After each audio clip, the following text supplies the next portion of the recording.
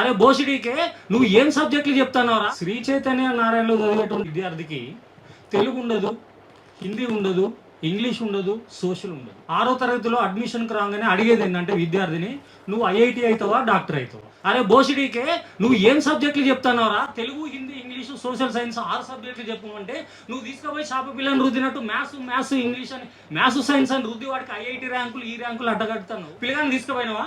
ఇగో మీ వాడిని ఎల్ఐటిలో, స్పేస్లో, ఐసీలో దీనికి కొన్ని పేర్లు పెడతాడు. పెట్టి వాడు ఏమంటాడు, ఇగో 2 లక్షల ఫీజు అయితే 3 లక్షల ఫీజు అవుతుంది అంటాడు. నీకు ఎన్సీఆర్టీ పర్మిషన్ దేనికి ఇచ్చిందిరా బోసిడీకి? నీకు ఆర్ఎస్ అగర్వాల్ బుక్ చేసుకోమని ఎవరు చెప్పిండ్రా? అన్నాలంటూ స్కూల్కి పోయి ఏం చెప్తాను, స్కూల్ ఎందుకు పెట్టినావు అంటే ఎవరు రా నువ్వు తొక్కి నార తీస్తా, ఎవడైందా మా మీద కేసులు పెడతావా? మేము తిరిగి కేసులు పెడతాం, కింద పడేసి తొక్కి నార తీస్తాం. నేను డాక్టర్ కావాలన్నా, లాయర్ కావాలన్నా, ఇంజనీర్ కావాలన్నా, చార్టెడ్ అకౌంటెంట్ కావాలన్నా, ఇంకేదన్నా కావాలన్నా అనేది చూస్ చేసుకొని నాకు ఆప్షన్ ఇస్తలేదు ఈ సొసైటీ.